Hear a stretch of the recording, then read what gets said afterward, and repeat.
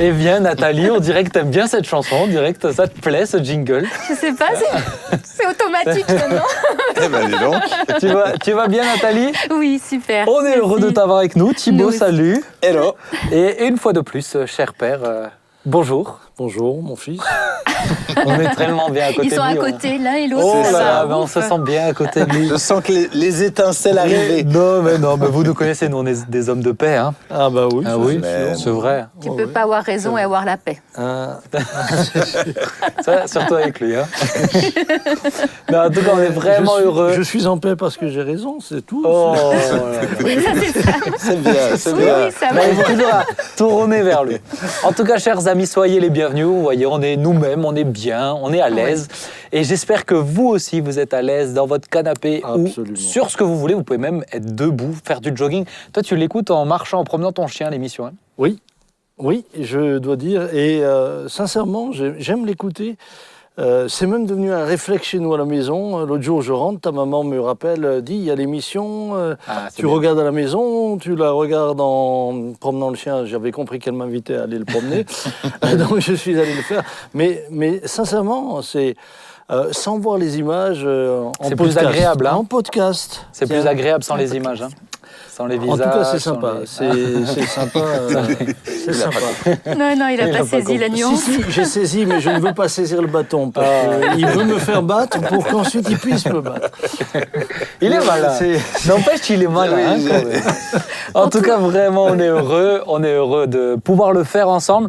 Alors, je voudrais rentrer dans le vif du sujet.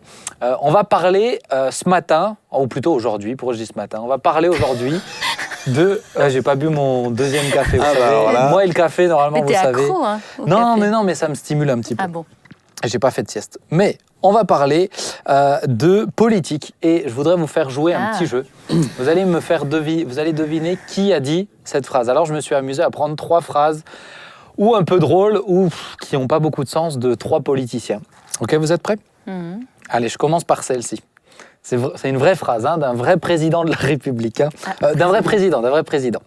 Qui a dit « Ce n'est pas notre pollution qui attaque l'environnement, ce sont les impuretés dans notre air et dans notre eau qui en sont responsables. » Je sais pas. Je ne sais pas. Je Je sais donne pas ma du langue tout. au chat. Vous êtes d'accord que la Moi, j'ai pollution, une c'est idée, des mais- impuretés dans l'air et dans l'eau? Oui. Hein? Donc je vous relis la phrase, ce ne sont pas notre pollution qui pollue l'environnement, ce sont les impuretés dans notre air et dans notre eau qui en sont les responsables. J'aurais l'impression que M. Donald Trump aurait été capable de dire une chose pareille. C'est pas mal, t'es sur les États-Unis, mais non, c'est George Bush qui avait dit ça. Il devait être fatigué. hein. Qui avait dit ça. Alors, une autre, celle-ci, vous allez peut-être la deviner, elle est assez connue. Comme un homme politique ne croit jamais ce qu'il dit, il est étonné quand il est cru sur parole. Comme un homme politique ne croit jamais ce qu'il dit, il est étonné lorsqu'il est cru sur parole. Non, alors je ne vois pas du tout qui c'est, mais ça pourrait ressembler à du Winston Churchill. Non, c'est du De Gaulle, Charles de Gaulle. Ah oui. Oui, ouais, ça peut aussi ouais, reprendre. ouais, absolument. Il y avait C'est des phrases Et comme ça. un dernier, c'est ma préférée. Là, ça va vraiment vous donner des indices parce qu'il cite une personne politique de sa période. Monsieur Rocard résonne en milliards d'années-lumière. En réalité, il a plus d'années que de lumière. C'est pas mal. Oh. Mitterrand qui a dit ça? non, Non. c'est Chirac. Chirac. Non, c'est Giscard d'Estaing. Ah, Giscard d'Estaing. Oh là là, ça c'est. Je dois dire que Monsieur. c'est. Moi, une phrase, non pas d'un président, mais d'un homme politique qui m'a toujours bouleversé, c'est les promesses n'engagent que ceux qui y croient. Ah, Oui. Et ça, j'ai trouvé terrible comme phrase. Et qui l'a c'est dit? sûr. Il avait un accent du Midi. Castex. Non, c'est qui, Non, Sam? Non, il est déjà décédé. C'était un ministre de l'Intérieur. Rappelez-moi son nom, il m'échappe. Ah, de Marseille? Ah, c'est pour Oui. ça qu'il voulait me faire deviner. C'est parce qu'il connaissait pas le nom. Vous voyez le malin? Il est malin. Ah, il est là, là, là, là. Attendez, ça va me revenir. Alors, Le problème, oui, c'est que je moi vais aussi, ça passer me maintenant revient. mon émission. Alors, Mais ça si, remet pas. le maire de Marseille pendant des années, là. Non, c'est pas le maire de lui. Marseille. Non, c'était un Là, vous Corse. m'avez perdu. Hein. C'était un Corse. Ah oui, Oui, il va c'était un Corse. Napoléon. Oh, les internautes auront trouvé. Hein. Dans les commentaires, Ouais, ils ouais. vont vite le mettre. Mettez-le dans les commentaires, comme ça il regardera Ça va le me chat. revenir, Il ça va me sera obligé de revenir. regarder l'image, comme ça il n'aura pas que l'audio sur cette Oui, émission. c'est ça. Du coup, Mais- vous allez gagner Merci aux mon silence internautes. puisque je vais réfléchir. Ah, oh, encore, ça, Bon, c'est- ne bavardons ça, c'est- plus. oui. Ça c'est beau. Le sujet de Ça, l'émission. c'est- vous avez juste vu comment il a fait, hein, quand même. Il a voulu me faire deviner parce qu'il savait plus. Ça, je retiens ça. Alors, petite thématique, faut-il encore s'intéresser à la politique? Alors, je vais commencer par une première question. Est-ce que vous vous sentez désabusé par la politique actuelle? Je parle global, hein, dans le monde, en France, le thème de la politique. Alors, moi, personnellement, par exemple, ça fait longtemps que je suis un petit peu à l'écart de la politique. Et j'ai l'impression que, à chaque fois qu'il y a une prise de parole d'un homme politique, aussitôt, je déclenche en moi un processus en disant ben, j'écoute plus, Tu déconnectes. je déconnecte. Et c'est dommage, parce que la politique, c'est gérer le vivre ensemble. Donc c'est très important. Ouais, mais donc ça veut dire que tu es un petit peu désabusé Ah en oui, ce moment bah, par la j'en politique. conclus ça. Oui, j'en conclus. Ou bien, pour moi, c'est des flonflons, ça ronronne, et puis on n'y croit plus trop. Mhm. Ok. Alors moi, ce qui m'agace beaucoup, je dois le dire, c'est le côté démagogique. Mm. Les discours démagogiques me deviennent insupportables puisque on n'est plus en train de traiter le fond du problème, mais on est en train d'entretenir trop souvent ou une manière de penser ou simplement un électorat. Mm. Et ça c'est dommage. Maintenant, moi, je m'y intéresse toujours, parce qu'à quelque part, je me sens quand même concerné. Du bonheur de la ville dépend aussi le nôtre. Oui, oui. Et je dirais que même si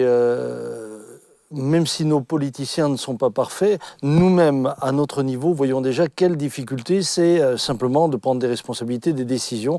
Nous ne prenons nous-mêmes pas toujours les bonnes. C'est pour ça que j'ai aussi beaucoup de recul face à cela et que j'évite de juger trop vite. C'est Mais pas c'est- simple. C'est pas. Mais Sam, est-ce que tu c'est penses pas que simple. c'est plutôt vrai vis-à-vis des politiques qui sont plus éloignés de nous, donc peut-être au niveau national, mais avec les locaux, là, on a peut-être effectivement plus de relations, on les connaît mieux, donc peut-être qu'on a aussi...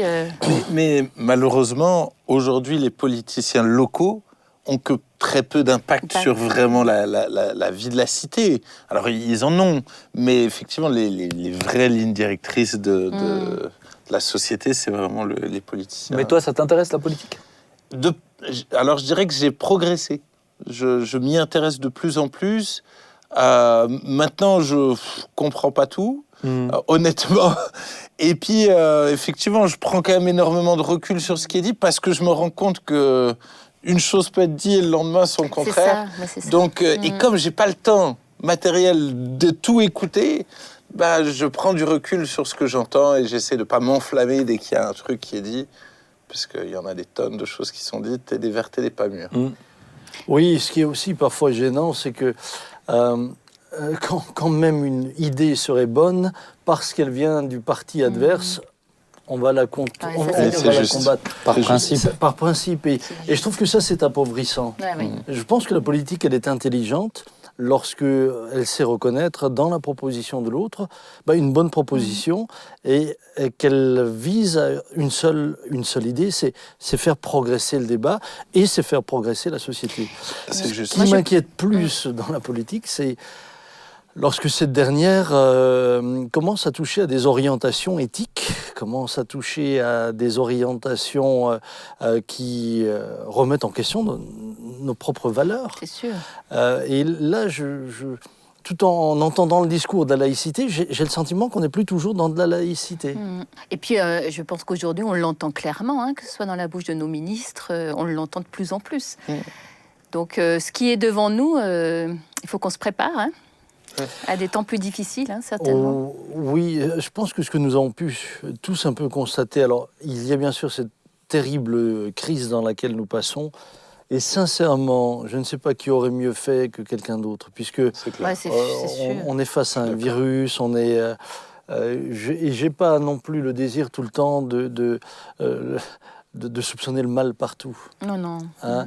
Mais on se rend quand même parfois compte, vous savez, c'est ce qui m'a étonné, le personnage est qui il est, ce qu'il a été et ce qu'il a dit. Mais de voir des réseaux sociaux tout d'un coup fermer la bouche au président des États-Unis, Ah ouais. Ça, c'est choquant. c'est plus que choquant. C'est en train de dire, mais finalement, on dirige ailleurs. C'est ça. Finalement, c'est dans d'autres sphères que se prennent les décisions. Et aujourd'hui, même nos présidents, même ceux que nous avons élus, apparemment et manifestement sont quand même à la merci de puissances occultes que l'on ne voit pas forcément. Quand je dis occultes, c'est juste et simplement qu'on ne voit pas les GAFAM, forcément. pour pas les citer. Et qui finalement... Vous comprenez bien ce qu'il vient de dire. Bien sûr, tire les ficelles. Et ça, c'est alors d'autant plus inquiétant. Je pense que je suis assez d'accord avec vous. Moi, peut-être quelque chose, parce que c'est la première question, c'est celle qui me travaillait un petit peu, enfin plutôt qui résonnait en moi. Est-ce que je suis désabusé par la politique ? Moi, je dois dire que je suis un peu désabusé, justement, par cette démagogie, par ce côté... Le fait qu'ils critiquent toujours les autres. Tout le temps dans l'agressivité. Ouais, c'est une politique constamment agressive et qui me fatigue vite. Au bout d'un moment, moi, quand ça crie et qu'on s'écoute plus un débat, moi, je change. Donc ça me fatigue. Maintenant... j'en viens à ma deuxième question, mais c'est quelle est la place que la politique doit avoir dans notre vie ? Et mon constat à moi, c'est que si je m'intéresse pas, je m'y intéresse quand même, mais volontairement, je vais creuser, je vais écouter certaines choses, parce que si je m'y intéresse pas, on arrive à des raisonnements. Comment ça se fait que les politiciens nous préviennent pas de ce qui va se passer alors qu'on est dans une pandémie, on est en train de découvrir et tout le monde découvre. Et je pense que c'est souvent des personnes qui s'intéressent pas à la politique, qui raisonnent simplement sans essayer de prendre en compte les tenants, les aboutissants, et c'est d'avoir un avis Malheureusement, j'ai l'impression que des fois, c'est soit tout blanc, soit tout noir, et la politique c'est nul et ça sert à rien, et c'est pas juste non plus, parce qu'ils ont un rôle à jouer, et je pense que de s'arrêter en disant je suis désabusé, j'écoute pas, je me renseigne pas, je creuse pas, on laisse l'écart se creuser et le clivage se développer encore plus, justement parce que, et là je pense qu'on a notre responsabilité, on ne fait pas notre part en prenant un petit peu, au minimum, un petit peu part ou au programme ou à ce qui est proposé. Mais au milieu de nous, qui n'a jamais manifesté ? Manifester ? Oui, dans la rue. Dans la rue ? Oui. Moi, j'ai jamais manifesté. Toi, tu as manifesté ? Jamais. Moi aussi. Oui, moi, donc j'ai la manifesté. manifestation est quand même une expression normalement démocratique pour dire qu'on n'est pas d'accord vis-à-vis de projets de loi, par exemple. Ouais.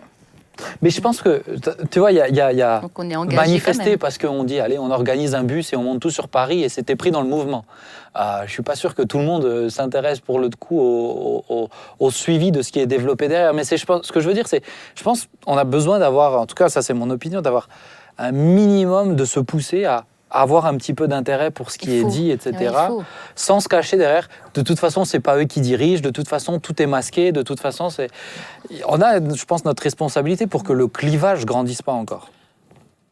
Mais c'est un équilibre. Ouais. C'est-à-dire qu'il faut s'y intéresser. Maintenant, il y a ceux qui s'y intéressent trop et qui mordent à l'hameçon, je dirais, à chaque fois, et qui s'enflamment et qui mais il y a des gens avec qui tu peux pas parler de politique ou quoi que ce soit. C'est ça. Pour moi, il faut s'y intéresser, mais s'y intéresser aussi dans un sens de vouloir aussi chercher le bien de notre pays, de la cité, de prier pour ces gens-là. Et puis oui, je pense que c'est aussi important d'avoir un avis. Pas de le crier sur tous les toits, mais de se forger un avis, de confronter ses idées avec justement les idées politiciennes et tout ça. Ça développe l'esprit critique. Exactement. Et je pense que ça, c'est hyper important. Oui. Alors, je pense d'abord que, tout en resituant, d'abord, nous sommes dans un pays où nous avons le droit de voter. Et il faut quand même vous dire que c'est une grâce, même si certains pays vont encore plus loin. Je pense à la Suisse où on peut aller beaucoup plus loin encore. Mais voilà, nous pouvons, donc, il y a ceux qui vont nous diriger. La deuxième des choses, pour pouvoir les élire, il faut moins s'intéresser à leur programme, s'intéresser à leurs convictions, s'intéresser à l'orientation qu'ils veulent donner, parce que de cette orientation-là va dépendre également notre liberté. Donc on ne peut pas ne pas s'y intéresser. Ceci dit, je ne crois pas que l'Église doit faire de la politique. Je suis pasteur, je n'ai pas, moi, un dimanche matin, à exprimer mes convictions politiques. Je peux exprimer des convictions éthiques qui sont en conformité avec la parole de Dieu. Je peux exprimer ce que dit la Bible. Et l'un des problèmes que je commence à entrevoir, c'est que aujourd'hui, de moins en moins, nous pouvons exprimer ce que la Bible dit, parce que les politiques ont changé. Et les valeurs morales de la République et les valeurs éthiques ont changé. Et donc, tout d'un coup, nous voilà quelque part soupçonnés d'être toutes sortes de phobes que vous voudrez. Alors que ce n'est pas juste. Ce n'est pas juste. Donc, il est essentiel pour moi qu'on s'y intéresse. La deuxième des choses, c'est que nous sommes dans un état où nous pouvons nous présenter en tant que candidats. Mais encore une fois, je crois que des chrétiens se présentent. Peut-être une bonne chose. Si nous pouvons apporter nos valeurs, les porter là où nous sommes, par la manière de vivre, par également la manière de parler, c'est une bonne chose. Mais encore une fois, ce n'est pas parce que, par exemple, imaginons demain l'un des membres de l'Église est candidat à la présidence de la République. Je ne crois pas que l'Église doive donner une directive de vote. Non. Cela reste une position personnelle, le résultat d'une conviction. C'est ça. Et puis, même si on mène un homme à devenir président de la République avec toutes les convictions, ça ne veut pas dire que le pays, lui, va... Par contre, c'est sûr qu'on peut favoriser de bonnes valeurs. Enfin, de bonnes valeurs selon nous. Oui, c'est ça. Parce que ce que nous appelons bonnes valeurs, d'autres les contestent. Moi, ce que je trouve, ce qui est intéressant, en tout cas, pourquoi moi j'aime bien quand même m'arrêter sur la politique, c'est, je trouve que la politique, c'est un bon indicateur de où en est la société et vers où va la société. Et je trouve qu'en tant qu'indicateur, c'est assez intéressant en tant que chrétien de savoir où on se situe à peu près pour prier aussi pour ça. Oui, il faut prier, oui. Peut-être une dernière question, comment vous sentez la politique ou les tensions naissantes dans le monde avec, on a parlé de Trump, Biden, on peut parler de Bolsonaro. Comment vous sentez, quelle est votre lecture de ces tensions un petit peu grandissantes en ce moment ? On sent qu'il y a de plus en plus un clivage, mais partout dans le monde. En Chine, il y a aussi de plus en plus un clivage. En Russie, en ce moment, de plus en plus, il y a une confrontation, mais parce que de plus en plus, le monde est en train de se diviser. Le monde devient de plus en plus violent, c'est-à-dire qu'on a des convictions, mais on veut maintenant les imposer. Et puis, les réseaux sociaux ont exacerbé finalement ça. Et je pense que on est à l'aube, en tout cas, de confrontations qui peuvent devenir dramatiques si, justement, les gens n'apprennent pas à s'écouter et puis, justement, à reconnaître que quelque chose est bon. C'est-à-dire, c'est pas parce que c'est l'autre que tout est mauvais et qu'il faut taper sur tout. Oui, c'est vrai, on voit lever un peu partout le peuple s'exprimer dans des pays où on n'aurait jamais pensé. On sent qu'il y a une colère qui monte.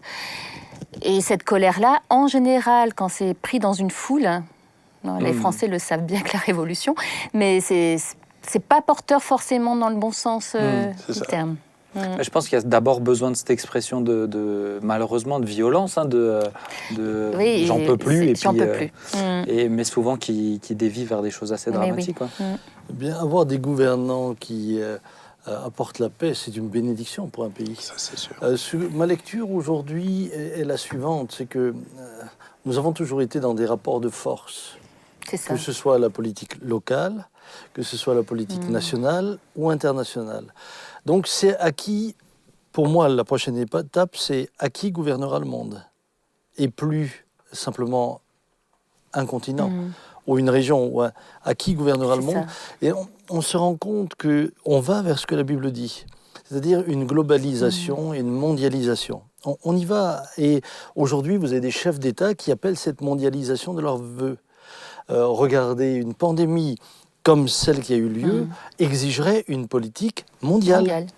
C'est vrai. Ce que Alors, dans quelle mesure les choses sont-elles voulues ou pas, j'en suis pas juge, je n'ai pas d'informations et je n'ai pas les moyens de juger là-dessus. Mais ce qui est évident, c'est que chaque habitant sur la Terre peut se dire, mais ça paraîtrait logique qu'il y ait eu des données appliquées à tous les pays en même temps, au même moment.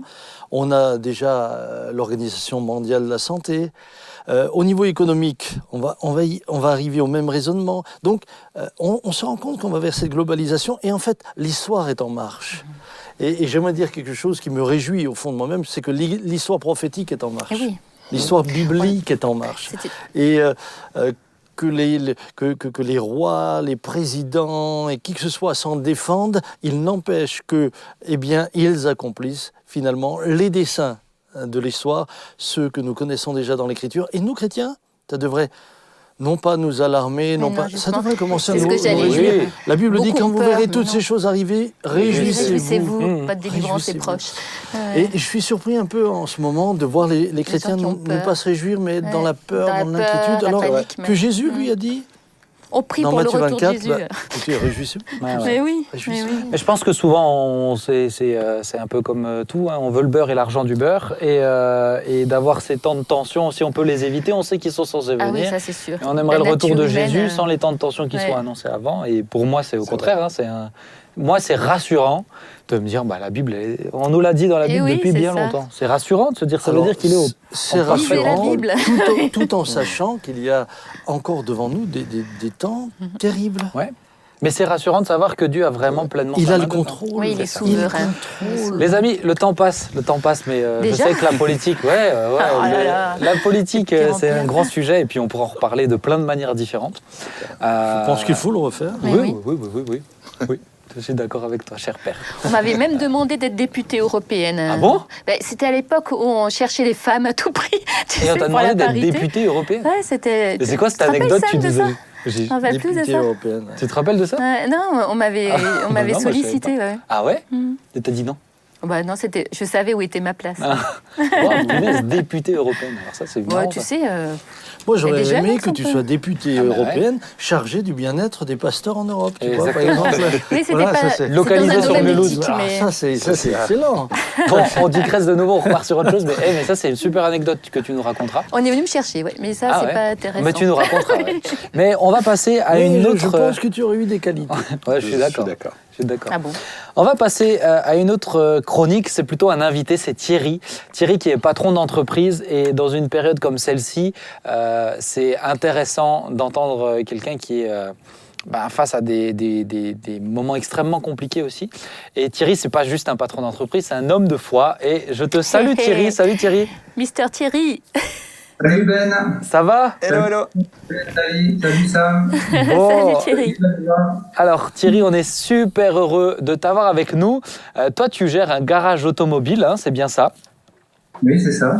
Et alors, si je t'ai demandé de venir, c'est justement pour que tu puisses nous partager.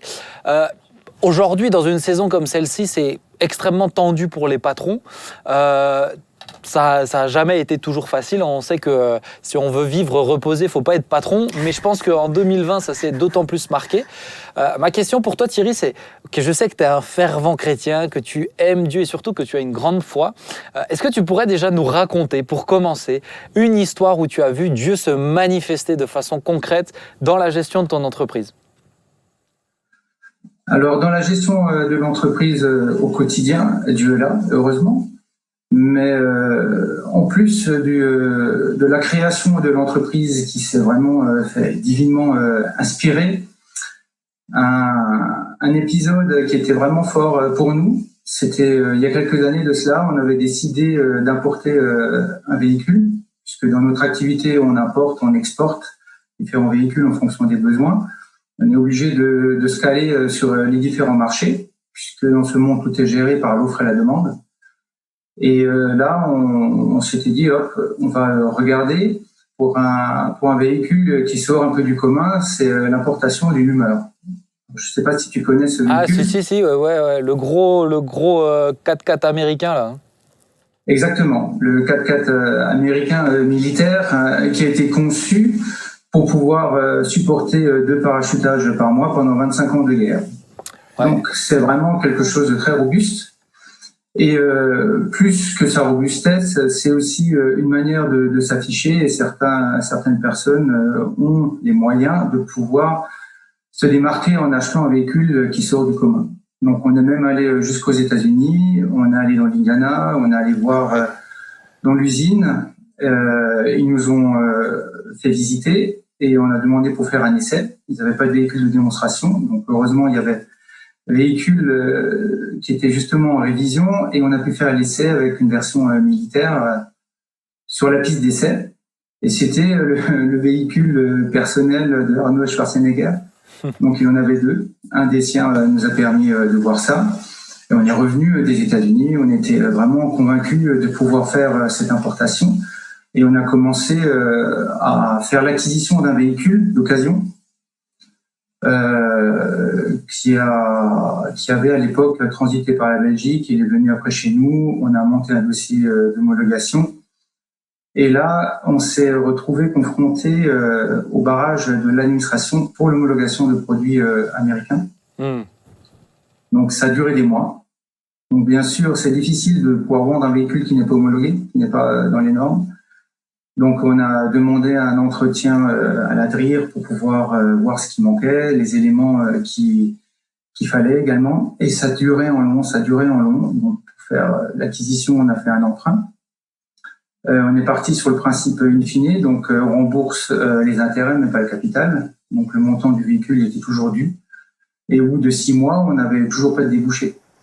Et on ne savait pas comment faire pour vendre ce véhicule. Des personnes étaient intéressées pour l'acheter, mais tant qu'il n'était pas homologué, on ne pouvait rien faire. Donc on était vraiment entre le marteau et l'enclume. Et les pressions étaient vraiment très fortes.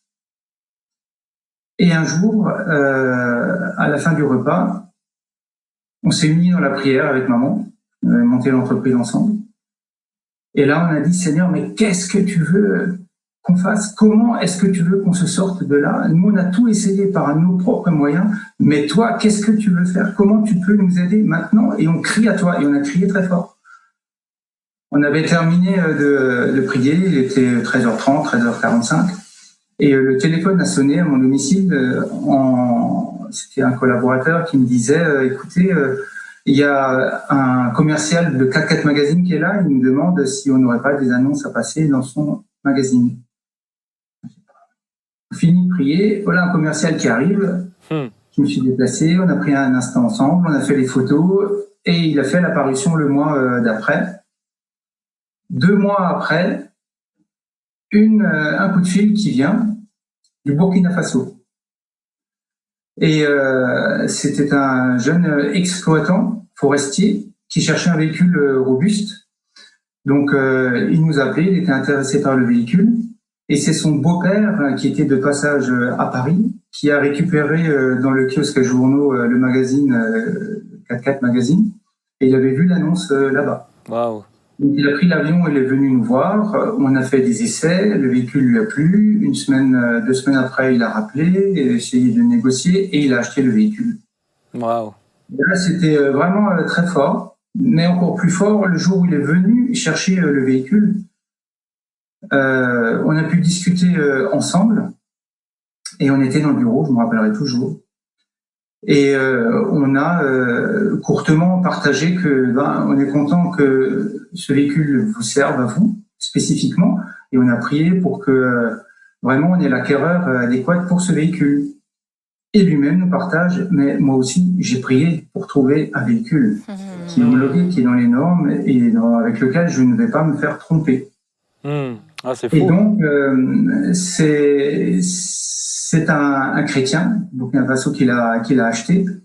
Et j'ai toujours ce message qu'il m'avait laissé en disant quand j'étais auprès du chevet de mon grand-père, il me disait tiens, prends ce livre, ne t'en sépare jamais avec ça, tu réussiras avec tout ce que tu entreprendras dans ta vie. Et c'était la Bible. Wow. Alors, au travers de cette annonce 4x4 Magazine, le commercial est venu, une personne au Burkina Faso a trouvé l'annonce et est venue le chercher, et en plus c'est un chrétien, Nous avons pu rembourser notre prêt et classer le dossier, mais c'était un moment qui était extraordinaire à vivre. Ah, c'est incroyable. Ouais. Mais pour moi, ça illustre très bien aussi, je sais ta démarche, tu vois, de foi vis-à-vis de l'entreprise. Alors, peut-être explique-nous, je sais que tu es en contact avec pas mal d'autres patrons aussi, vous priez pour des sujets. Comment tu manifestes ta foi en tant que patron dans l'entreprise, dans la gestion de l'entreprise? Alors, dans la gestion de l'entreprise, l'équité, c'est déjà la première des choses. Et ensuite, on respecte chaque individu. Il y a un trésor dans chaque être humain que Dieu a créé. Et en fin de compte, on est complémentaires les uns des autres. Donc, le fait de respecter chacun des individus, des collaborateurs, et de leur donner les moyens de pouvoir s'exprimer, eh bien, établit une relation de paix, de confiance qui est harmonieuse au quotidien. Et est-ce que par rapport à peut-être parle-nous un petit peu de ta vie de prière. Je sais que tu pries beaucoup pour tes sujets, mais peut-être quelqu'un qui n'est pas patron d'entreprise, il ne comprend pas ce que ça veut dire, juste prier pour l'entreprise, etc. Concrètement, chez toi, comment ça se traduit dans ta vie de prière, le fait d'être patron d'entreprise? Eh bien, la prière, les sujets sont nombreux, puisque on doit non seulement faire son propre métier, anticiper, préparer, gérer du personnel, avoir un regard sur l'administration, la fiscalité, l'homologation. Ça fait beaucoup de choses, mais on voit qu'au travers de la prière, Dieu nous donne les personnes dont on a besoin. Si on ne lui demande pas, on ne peut pas recevoir. C'est ce que je dis aussi à mes enfants. Si vous ne demandez pas, vous ne pouvez pas recevoir. Il faut d'abord demander. Donc, la démarche de demande est une démarche d'humilité. C'est que je reconnais que mes capacités sont limitées, mais toi, Seigneur, toi, mon Dieu, tu n'as pas de limite. Et je viens me ressourcer auprès de celui qui n'a pas de limite et qui a un nombre de coups d'avance comme sur une partie d'échecs qui est innombrable jusqu'à la fin de la partie. Donc, autant lui demander à lui que de perdre mon temps à me fatiguer et au risque de peut-être me tromper. Alors, je fais aussi des erreurs en cela, dans différents choix, mais au travers de cela, Dieu est toujours fidèle. Ouais. Waouh. Est-ce que vous auriez envie de lui poser des questions, réagir sur le témoignage de Oui, Thierry. Moi, je sais qu'être patron et chrétien, c'est quand même beaucoup de soucis au quotidien quand même. Juste toi, tu avais une entreprise aussi. Oui. Une entreprise. C'est pour ça. Tu peux peut-être juste préciser pour ceux qui le découvrent, une entreprise de quoi? Alors de communication, agence de communication. Ouais. Oui, c'était à une époque charnière où l'État ne se désolidarisait des communes. On travaille beaucoup avec les communes. Donc le poste qui a sauté, c'était la communication. Mais pour rebondir, c'est vrai qu'au quotidien, c'est lourd de gérer une entreprise. Comment tu arrives à trouver la paix malgré tout? Est-ce que tu as un sommeil réparateur? Est-ce que ça ne te réveille pas Parce qu'en plus, tu travailles avec des non-chrétiens, parce que, ok, tu gères, mais il y a quand même d'autres personnes autour de toi qui sont à tes côtés, qui ne sont pas chrétiens.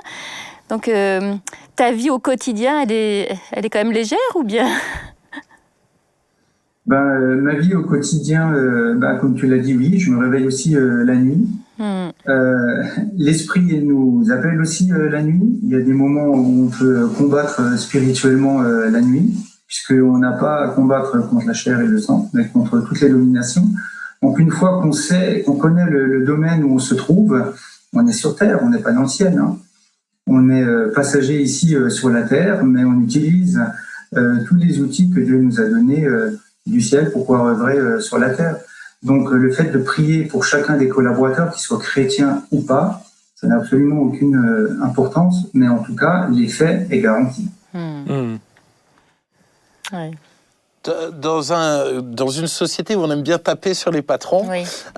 comment toi tu vis ça, je dirais presque, mais quel est ton cri du cœur pour les gens qui justement souvent tapent facilement sur les patrons sans savoir la responsabilité que les patrons ont, les enjeux, comment tu vis ça toi? Alors, c'est pas évident parce que c'est aussi un peu ingrat, comme tu l'as dit, et comme Nathalie aussi, tu l'as vécu. T'as aucun droit, t'as que des devoirs. Donc, on doit pouvoir à tout, et c'est mal interprété, souvent de la partie adverse ou dans l'entourage, parce qu'ils voient que le résultat, mais ils voient pas l'effort fourni pour le résultat. C'est pareil quand tu regardes les Jeux Olympiques, dis waouh, c'est super. Le saut à la perche, il a dépassé les 5 mètres 43, mais 2 ans ou 4 ans qu'il y travaille, on l'occulte complètement. Donc, en fin de compte, je dirais, j'arrive à passer au-dessus de cela parce que je pense que je suis à ma place et Dieu a voulu que je sois là, et c'est mon ministère. On a chacun son ministère à accomplir. Le mien, ce n'est pas celui d'évangéliser ou alors dans le domaine pastoral, mais c'est à la place où il m'a donné. Et avec tous les outils que vous me donnez également le dimanche lors des messages, eh ben, ça vient exhorter ma foi et ça me permet de persévérer, de continuer. D'être une lumière sur ton lieu de travail. Avec plaisir. Merci à toi. Avançons ensemble. Merci à toi. Papa, tu voulais rebondir ? Juste peut-être une dernière chose. Thierry, c'est quoi pour toi les qualités d'un bon patron ? Puisque en France, on a 67 millions de potentiels présidents de la République. Donc, on a à peu près 67 millions de potentiels patrons, en tout cas qui pensent l'être.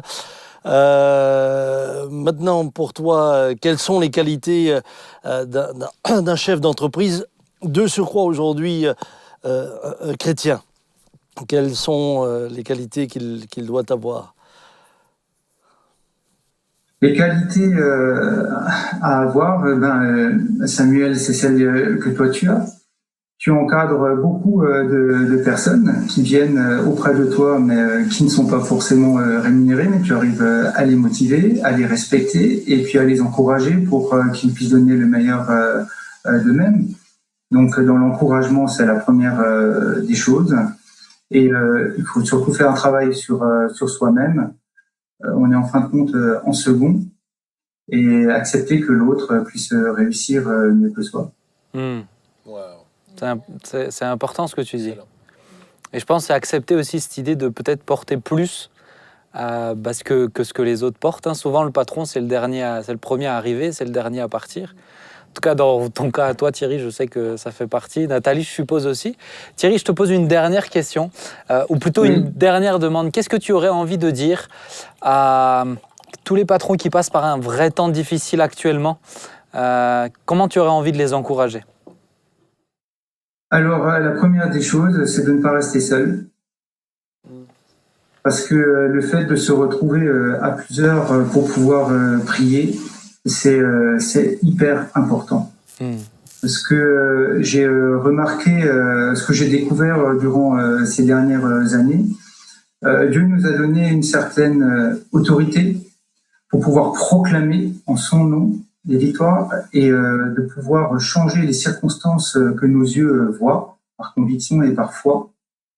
Mais des fois, on est un peu limité ou on est un peu ralenti. On trouve que les choses n'évoluent pas comme on voudrait ou comme il faudrait qu'elles évoluent. Mais quand un frère prie pour vous, quand un frère intercède pour que la situation change, moi je l'ai vu, je l'ai vécu, j'ai vu des changements se passer au travers des frères qui avaient prié pour moi. Gloire à Dieu.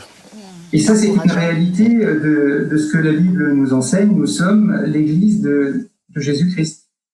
Et l'Église, elle est fondée de plusieurs pierres. Nous sommes des pierres vivantes. Mais on a beau empiler les agglos sur une maison, c'est pas ce qui va en faire quelque chose ou un édifice qui est solide. Ce qui fait que l'édifice est solide, c'est le ciment, c'est le mortier qui est entre chacun des agglos. C'est beau. Et le mortier, c'est l'amour de Jésus. Yes. Et quand on est à plusieurs pour prier, pour faire bloc, eh ben on voit que des choses changent.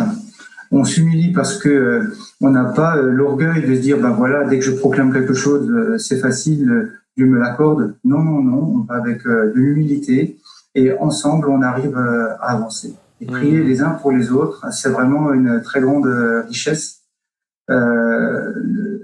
La Bible nous l'enseigne dans Marc 11, 24. Tout ce que vous demandez en priant, sachez que vous l'avez déjà accordé. Donc c'est une réalité, pas une théorie, mais on la met en pratique et on voit les choses changer, et ça c'est extraordinaire. C'est extraordinaire à vivre, de voir Dieu au quotidien changer les situations. C'est à vivre. Waouh, merci beaucoup Magnifique. Thierry. Comment mieux terminer cette chronique que ça? C'est vrai. Thierry, je te remercie pour ta foi aussi. Et puis tu es un exemple de bon patron aussi. Et pour tous ceux qui sont persuadés qu'il n'y a que des mauvais patrons, comme l'a dit Thibaut, on est dans un pays où on aime taper sur les patrons. Il y a des bons patrons Yes. qui Ah se oui. donnent vraiment pour leurs employés aussi. Et une Priez précision, pour eux. ils vendent de bonnes voitures. Et ils vendent de bonnes voitures. Oui, c'est ça. C'est ça. Tu vois, le business n'est jamais trop loin chez lui non plus. Hein.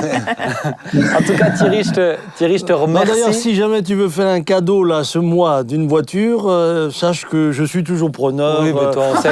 Si je peux Il en sait, il en te sait. rendre ce service, Lui, moi il je suis prêt à le lui, il est faire. toujours Il est preneur de tout. terrible. Ah, c'est extraordinaire. Extraordinaire. Ah, mais c'est... Et en tout Franchement, on se trouve tout de suite à l'aise avec toi. En tout cas, Thierry, merci beaucoup. Que le Seigneur te bénisse. Et puis, bon courage Merci à vous. vraiment pour la suite et pour l'entreprise. Hein. Allez, ciao, ciao. Salut Thierry. Merci. Ciao, ciao à tous. Ciao, ciao. Non, il est Waouh. il est C'est un beau encourageant. Hein. témoignage. Hein. Oui, Hyper encourageant. oui, et puis il fait. Alors, je voulais l'écouter plus longtemps, mais le problème c'est qu'on confond souvent les patrons du Les quatre. les patrons du CAC 40. Ah oui. Du CAC 40 avec tous ces chefs d'entreprise qui ont des petits... Moi, j'ai des amis chefs d'entreprise qui gagnaient moins que leurs ouvriers. Ah oui. Ah ben oui, Ouais, c'était mon cas. mais ça, on l'oublie.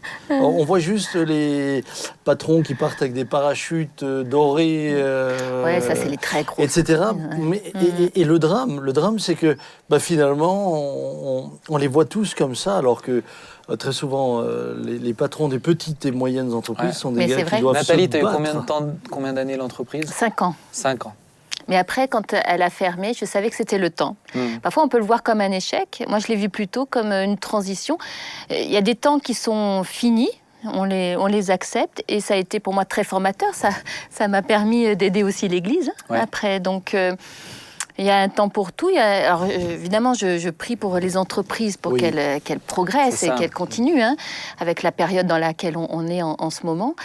Mais moi, dans mon cas personnel, avec donc mon associé, puis on avait une salariée, on savait que c'était la fin. Donc voilà. Je pense qu'une qualité énorme, c'est le courage. Et c'est vrai qu'il ne l'a pas dit, mais Ouais. c'est un homme Mais ça, c'est courageux vrai. et c'est prendre des risques, en fait, être patron. Ah ben, Ça, c'est vrai. hein. Et aujourd'hui, en France, il y aurait vraiment besoin de voir de nouveaux patrons se lever, mais ça demande du courage. C'est oui. prendre un risque. mais tu te rappelles, on avait fait une chronique une fois sur l'esprit d'initiative, oser se lancer, etc. Il y a eu Entreprendre jamais- des choses, oser entreprendre. Il n'y a jamais eu autant d'entrepreneuriat en France qu'en ce moment. Beaucoup, Ah oui. parce qu'ils ne trouvent pas Ouais. de travail. Oui. Donc, ils se Ah mettent oui, en ça lance des auto-entreprise. gens. Mais Et puis il y a comment- beaucoup de gens c'est dans le surtout confinement l'auto-entreprise. qui se sont Et on découverts débute quelque parfois chose. comme ça. Mais moi, ce que j'apprécie aussi chez Thierry, c'est qu'il a vraiment un groupe d'amis qui sont Ouais. patrons et avec qui ils mettent de vrais sujets de prière très concrets et ils se battent dans la prière ensemble. Pour lui, quand on parle avec Thierry, c'est indissociable. Pour lui, on ne peut pas diriger l'entreprise si on ne prie pas derrière C'est ça. et si on ne fait pas le job derrière sur nos genoux. C'est ça. Et ça, je trouve ça extraordinaire parce que ça rend très concret la foi et la vie de prière. On quoi. a plusieurs chefs d'entreprise dans l'Église qui font partie Ouais. de ce groupe-là et se soutiennent les uns les autres. Ah ouais, Il y a d'un côté, évidemment, il y a le côté entrepreneurial, il y a les affaires, mais il y a surtout ce qui les lie, ce qui les soude. Il l'a dit, ce ciment. C'est La ça. fraternité. Et ce ciment, c'est leur foi. C'est ça. Et ça, je trouve que... Et puis, alors, ça passe aussi par des coups de main, aussi, Oui, entre autres, très beaucoup, concrets. Hein, ouais. je veux dire, Ah c'est ouais, non pas- mais c'est... ils sont pas juste dans le théorique. Ouais. Non, c'est Dans des vraies l'abstrait. relations. ouais. En tout cas, c'est vraiment très beau, c'est hyper encourageant. Je voudrais terminer ce moment en vous proposant une dernière petite question spirituelle aussi, qui est part d'un Merci, verset Ben. avec plaisir, dans ma générosité. Je vais vous donner le verset de 2 Corinthiens 2, versets 7 à 9. Je vous donne la version second 21. Comme vous connaissez la version second par cœur, je me suis dit, je change un petit peu. Hein. Et donc, voici ce qu'il est dit. « Et pour que je ne sois pas rempli d'orgueil à cause de ces révélations extraordinaires, j'ai reçu une écharpe dans le corps, un ange de Satan pour me frapper et m'empêcher de m'enorgueillir. 3 fois, j'ai supplié le Seigneur de l'éloigner de moi. Et il m'a dit, « Ma grâce te suffit car ma puissance s'accomplit dans la faiblesse. Aussi, je me montrerai bien plus volontiers fier de mes faiblesses afin que la puissance de Christ repose sur moi. » Alors ma question c'est, ma grâce te suffit, comment comprendre un passage tel que celui-ci où Paul, un homme de Dieu incroyable, on comprend un ange de Satan qui vient lui souffleter dessus, ma grâce te suffit. Autrement dit, j'ai prié, mais Seigneur m'a dit non. Comment comprendre ça ? Moi, je vais parler de la grâce et l'ange de Satan, je laisse ça pour Samuel. Vraiment, je veux dire, je peux pas tout un piège. C'est généreux, tu laisses un petit peu à d'autres aussi. C'est ça, oui, voilà, je peux pas tout dire. Non, moi, une chose qui me touche, que j'aime dans ce texte, c'est qu'il arrive à la conclusion de dire « je me glorifierai de mes faiblesses ». Et c'est vrai que ça, c'est quelque chose où on peut vite courir après le fait de vouloir montrer un côté très... où je ne montre pas mes faiblesses. Et le piège, c'est de tomber dans l'orgueil. Et si Satan lui-même est tombé dans l'orgueil, ça peut nous arriver à tous. Et Dieu merci, dans sa grâce, il permet des fois des choses pour nous garder dans l'humilité et dépendant de lui, justement dépendant de sa grâce. Parce que je ne peux pas tout faire, parce que je ne gère pas tout, alors je me repose sur sa grâce. Et sa grâce est suffisante. Alors peut-être déjà, mais comment vous comprenez le texte ? De quoi c'est ça. De quoi il parle concrètement ? Est-ce que vous avez une idée Alors il ne précise ? s'agit pas de souffleter dans l'oreille en parlant, de souffleter. C'est un des soufflets, c'est presque une forme de entre guillemets, d'humiliation. De torture physique. Enfin, torture, le terme torture est peut-être fort, mais d'un problème physique. Il y a eu bien sûr là-dessus beaucoup de débats. Les théologiens ont débattu. Certains ont pensé que c'est lié à ses yeux et qu'il avait un problème de vue qui finalement le troublait, le tourmentait. Peut-être que vous savez que quand les yeux sont atteints, suivant ce que vous avez aux yeux, quand par exemple les yeux vous démangent, ça peut être une voilà, ça peut être terrible. C'est horripilant. Donc une majorité de théologiens va vers là. Ça revient quand même dans plusieurs textes. Ça revient dans différents textes où aux uns il dit si vous aviez pu me donner vos yeux, vous l'auriez fait, etc. Ce que je crois que cela nous rappelle que tout en étant un homme de foi, la Bible dit quand même que des miracles extraordinaires se faisaient par les mains de Paul.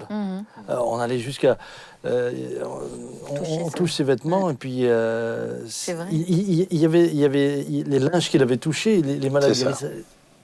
Eh bien, cela nous montre que pour un homme comme lui, l'un n'était pas incompatible avec l'autre. Simplement, cela ne l'empêchait pas d'exercer sa foi et ça l'amenait aussi à l'exercer dans l'humilité, en sachant que finalement tout n'est que grâce. Mais ce qui est étonnant dans ce texte, quand j'ai réfléchi, pour moi le plus étonnant c'est le début, c'est pourquoi il a ça, et pour que je ne sois pas rempli d'orgueil à cause de ces révélations extraordinaires. C'est des révélations que Dieu lui a montrées. Des révélations où il dira être allé dans des choses où il ne peut même pas en parler, tellement il a vu des choses incroyables sur le plan spirituel. Il dit, mais à cause de ces révélations, pour que je ne sois pas rempli d'orgueil, j'ai reçu une écharpe dans le corps. Autrement dit, on voit bien que c'est et Dieu qui a donné ces révélations, et Dieu qui permet cette écharpe dans le corps pour que je ne sois pas rempli d'orgueil. Et il a prié en plus pour en être libéré. Moi, je me dis, alors ma première question, c'est Seigneur, si ça l'enfle d'orgueil, pourquoi tu lui as donné ces révélations ? Alors si ça risque de l'enfler d'orgueil, c'est des questions que je me pose. Oui, alors mais je pense que, comme le disait Thibaut, ça pourrait enfler n'importe qui d'orgueil. Et je pense que n'importe qui d'entre nous, suivant la bénédiction que nous avons, vous savez, la bénédiction peut être une très grande grâce, mais elle peut devenir un très grand piège. C'est ça.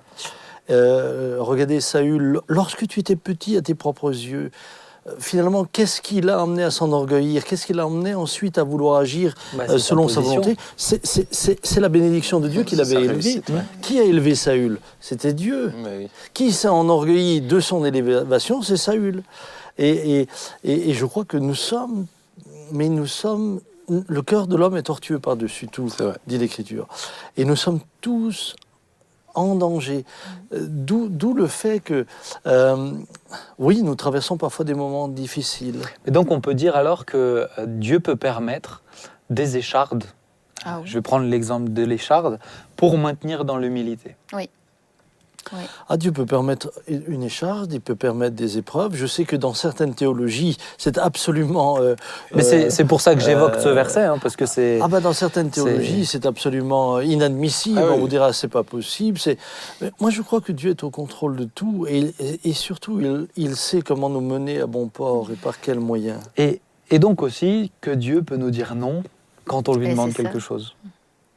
Et c'est une réponse, hein? Non. Mais On c'est demande une non, réponse. C'est une réponse. Mais Parce que là aussi, regardez-nous. moi j'ai déjà lu une étude sur ce texte où le prédicateur disait que c'est parce que tout simplement Paul a mal prié. C'est pour ça que Dieu lui a dit non. Moi je ne crois pas que Paul a mal. Bah Au ouais, moi non plus, contraire, je crois pas. je crois que Paul...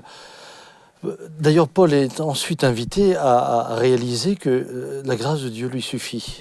Et on s'arrête là, et là, Dieu ne discute plus. C'est important quand même de nous rappeler que la Bible nous invite à nous réjouir et à le célébrer en tout temps, en toute occasion. Ouais. Favorable ou non, nous sommes amenés à prêcher l'Évangile, etc. Donc il y a justement cette forme de théologie que je déplore, qui finalement est une théologie qui plairait même aux non-croyants. Puisque c'est une vie où il n'y a plus de problème, tout va bien, tout va dans le sens où tu le veux. Mais le problème, c'est où la chair le veut. Alors que ce que Dieu veut, c'est que nous soyons des hommes de l'esprit, qui marchons par l'esprit et non plus par la chair. Maintenant, en marchant dans l'esprit, oui, il y avait des miracles. Oui, il y a des moments. Et il le dit, je sais être heureux dans l'abondance et dans la disette. Il n'a pas dit que la disette, il ne connaissait pas. Oui, la disette, Non, il mais connaissait quand il dit aussi. par trois fois, j'ai été lapidé, quand il parle dans le naufrage, une nuit et un jour complet, enfin, il a galéré, Paul, hein. C'est le cas de le Je dire. pense que ça, Il a ça connu cloue le bec. la vie d'un Ça homme cloue de le Dieu. bec à tous ceux qui disent « Ah, mais si vous avez des problèmes, c'est que vous avez péché quelque part. Mais malheureusement, beaucoup de prédicateurs utilisent ce texte-là en mode comme si Dieu lui faisait un reproche en disant Oui. Si seulement tu te reposais sur ma grâce, tu n'aurais pas tout ça à vivre. Et je pense que c'est utiliser le texte pour amener une théologie qui me semble très éloignée de ce que le texte dit et de ce que la Bible enseigne. Alors, à l'inverse, et je pense que c'est aussi important de dire, certains ont utilisé ce texte-là pour arriver à la théologie de l'acceptation de la souffrance, que la souffrance, c'est l'autre pendant, c'est l'autre, Ben, c'est comme danger toujours cet équilibre. Hein. L'équilibre. Toujours cet dont équilibre. nous avons tous besoin et dont Dieu doit nous aider. Mais quand on y à réfléchit, l'atteindre. moi quand je réfléchis à Paul, pour moi Paul, encore là dernièrement je relisais un livre qui retraçait sa vie, etc. Moi j'aime bien de temps en temps me replonger de manière différente sur sa vie. Il est extrêmement impressionnant. Franchement, en tant qu'homme, il est extrêmement impressionnant. En tant qu'homme de Dieu, il est d'autant plus impressionnant. Mais moi je suis à sa place, je reçois ces fameuses révélations extraordinaires. Mes lettres ne sont composées que de ça. Je pense, je leur dis, les gars, vous n'avez pas compris, je vais vous dire ce qui va se passer là-haut. Oui, c'est Et vrai. lui, mais il glisse que ce qui est nécessaire et des choses où il dit, je ne peux pas parler. Et c'est déjà des sacrées révélations. Hein. Non, mais Je veux en dire, plus- ce qu'il dit, alors que lui n'était pas... ah oui, Et moi, mais lui va dire des choses dont je ne peux pas parler. Et ce moi, je que trouve j'aime trop, c'est d'une que je humilité connais incroyable. un homme. Il se cite même pas vraiment. Et Donc se met ça, à la c'est... troisième personne. Ouais. Il se met à la je trouve troisième Là, il a ça une extra. humilité impressionnante. Extra, C'est vraiment... ouais. Ce que je trouve aussi extraordinaire chez lui, c'est quand il dit si quelqu'un est en Christ, il est une nouvelle création, les choses anciennes sont passées, voici toutes choses sont devenues nouvelles. Alors évidemment, cela nous réjouit tous, c'est en balance, c'est super. Mais quand vous regardez la vie de Paul, Le eh bien lui, processus. si quelqu'un est en Christ, il est une nouvelle créature, d'accord. Voici toutes choses sont devenues nouvelles. Les choses Alors, c'est- anciennes sont passées. Les choses anciennes sont passées. Alors en effet, lorsqu'on considère ne serait-ce que son statut public, son statut social, la reconnaissance et la place qu'il avait dans la société d'alors, il y a un changement. Il y a un changement.